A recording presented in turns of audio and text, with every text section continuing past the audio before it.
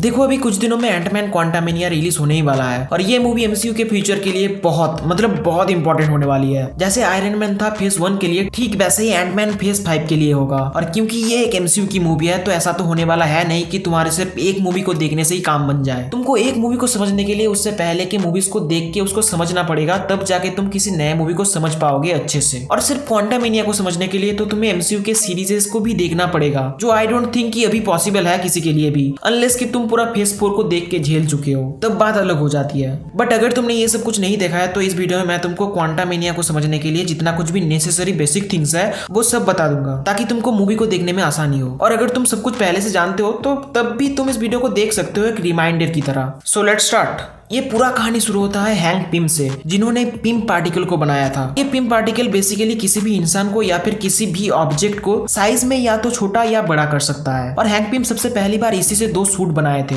एक अपने लिए और एक अपने वाइफ जैनेट के लिए, जिसको पहन के ये दोनों एंटमैन और वास्प बन के पहले गवर्नमेंट के लिए मिशन किया करते थे। जहाँ किसी जगह एक बार एक न्यूक्लियर अटैक होने वाला होता है तो उसे रोकने के लिए ये दोनों अपना सूट पहन के वहां जाते हैं। लेकिन वहां जाके उनको पता चलता है कि इस मिसाइल को रोकने के लिए उनमें से किसी को एक एटम से भी छोटा होके उस मिसाइल के अंदर घुस के उसको अंदर से डिस्ट्रॉय करना पड़ेगा। लेकिन हैंक पिम का सूट किसी वजह से खराब हो जाता है, तो इसीलिए उनका वाइफ जैनेट अपने आप को एक एटम से भी छोटा करके उस मिसाइल के अंदर घुस के उस मिसाइल को डिस्ट्रॉय कर देती है। अब इससे उनका काम तो हो जाता है, लेकिन छोटा होते होते वो इतनी छोटी हो जाती है कि वो इस वजह से एक अलग रेलम में फंस जाती है, जो होता है क्वांटम रेलम। अब इसके बाद काफी समय बीत जाता है और हैंक पिम अपने बेटी के साथ आराम से रह रहे होते हैं। लेकिन बहुत सारे लोग ऐसे रहते हैं जो हैंक पिम के इस टेक्नोलॉजी को हथियाना चाहते थे, जिनमें से एक था डेरेन क्रॉस, जो इस टेक्नोलॉजी को अपने फायदे के लिए यूज करना चाहता था। और इसके सपोर्ट में हैंक पिम कभी भी नहीं थे। तो इसीलिए हैंक पिम एक ऐसे बंदे को खोजते हैं जो एंटमैन का सूट पहन के ये सब रोकने में हैंक पिम की मदद करे। और तब उनको मिलता है स्कॉट लैंग, जो पैसों के लिए छोटा मोटा चोरियां करता रहता है। और इसका केसी नाम से एक छोटी बेटी भी रहती है, जिससे वो बहुत प्यार करता है। लेकिन वो अपने बेटी के साथ हमेशा नहीं रह पाता, क्योंकि उसके चोर होने की वजह से उसकी वाइफ उसको डाइवोर्स देके दूसरी शादी कर लेती है और उन्हीं के साथ ही कैसी रहती है। खैर, स्कॉट लैंग हैंक पिम का ये काम कर पाएगा कि नहीं वो जानने के लिए हैंक पिम स्कॉट का एक टेस्ट लेते हैं, जहां वो स्कॉट को ट्रिक करवा के अपना ही एंटमैन वाला सूट चोरी करवाते हैं। और वहां स्कॉट के चोरी करने का टैलेंट देख के और स्कॉट को थोड़ा बहुत ब्लैकमेल और समझा के ये दोनों ही एक दूसरे का हेल्प करने के लिए तैयार हो जाते हैं। उसके बाद ये बाप बेटी स्कॉट को एंटमैन बनने का ट्रेनिंग देते हैं। और दूसरी तरफ जो लोग हैंक पिम के इस टेक्नोलॉजी को हथियाना चाहते थे वो किसी तरीके से अपना एक अलग सूट बना लेते हैं, येलो जैकेट नाम से, जिसको डेरेन पहन के एंटमैन के साथ लड़ने चला जाता है। और लड़ते लड़ते वो कैसी को मारने ही वाला होता है कि एंटमैन आके जैनेट की तरह बहुत छोटा होके येलो जैकेट के बॉडी में घुस के उसको अंदर से खराब कर देता है। इससे एंटमैन जीत तो जाता है, लेकिन यहाँ पर भी स्कॉट सेम जैनेट की तरह छोटा होते होते इतना छोटा हो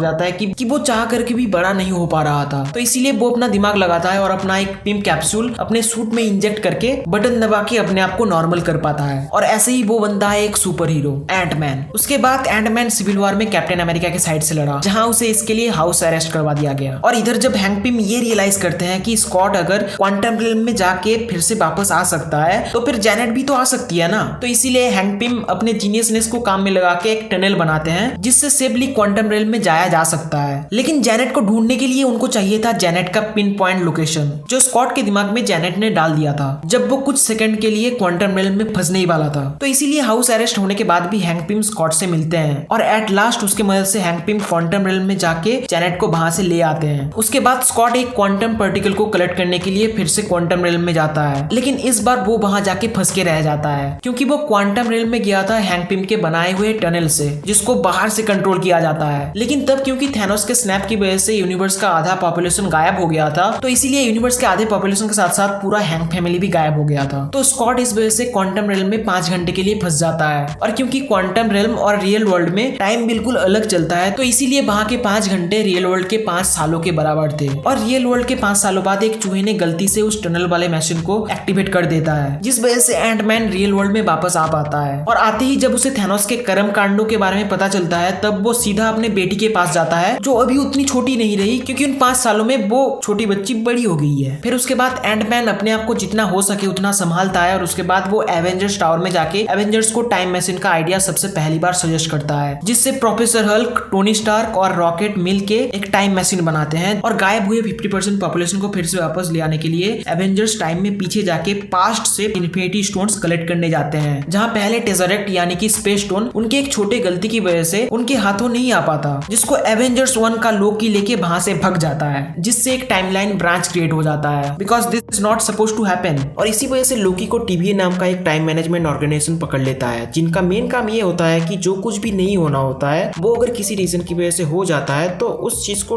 ठीक करने के लिए TVA है।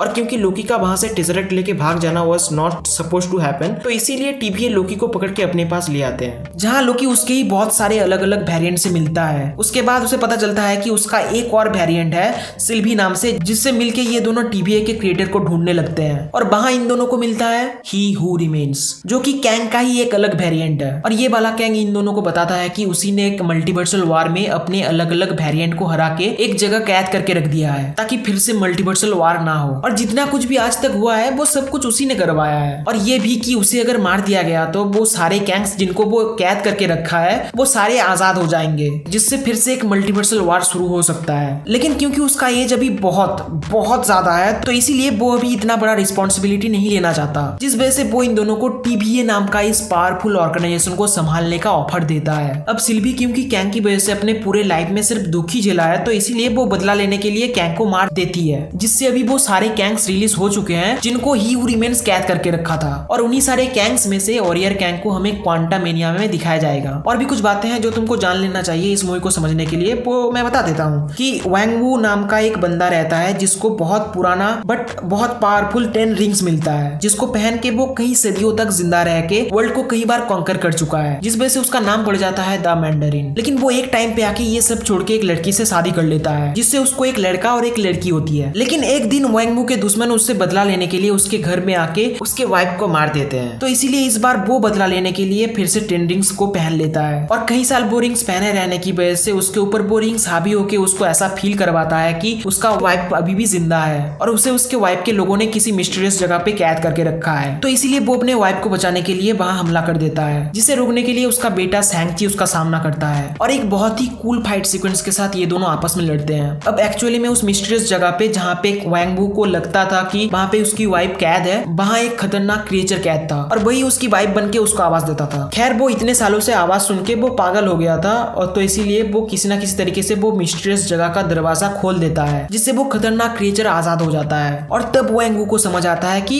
गलती कर दिया है उसने, लेकिन तब तक बहुत देर हो चुका था क्योंकि वो क्रिएचर आजाद होके वैंग वू को सबसे पहली बार ही मार देता है। और एकदम लास्ट में सैंग-ची इन सारे 10 रिंग्स को एक साथ यूज करके उस क्रिएचर को हरा देता है। उसके बाद सैंग-ची उन सारे 10 रिंग्स को एवेंजर्स टावर में ले आता है, जहां उसे ये पता चलता है कि वो 10 रिंग्स किसी जगह सिग्नल भेज रहे हैं, जो कि मेरे हिसाब से क्वांटम रेल्म हो सकता है, जिसके बारे में तुम्हें अच्छे से क्वांटामेनिया में ही पता चलेगा। और एक सीरीज है मिस मार्वल नाम से, जहां एक लड़की को दिखाया जाता है कमाला खान नाम से, जिसको अपने घर में 2 पुराने बैंगल्स मिलते हैं जो कि उसके नानी के होते हैं। और इन बैंगल्स में कई सारे पावर्स के साथ साथ टाइम ट्रैवल का पावर भी रहता है। टाइम ट्रैवल मतलब तुम समझ सकते हो कि कैंग से रिलेटेड है। इसके अलावा भी ये बैंगल्स उसी सेम मेटल से बना है जिनसे 10 रिंग्स बना था। तो बस यही सब कुछ थे जिनको जानने से ही तुम्हें क्वांटामेनिया तो पूरा समझ में आ जाएगा। आई होप कि मैं ये सब तुमको अच्छे से समझा पाया हूँ। अगर समझ पाए हो तो फिर लाइक कर देना वीडियो को और वीडियो को शेयर कर देना अपने उन दोस्तों से जिनको क्वांटामेनिया अच्छे से समझना है। बाकी मैं तुमको मिलता हूँ नेक्स्ट वीडियो में, तब तक के लिए बाय।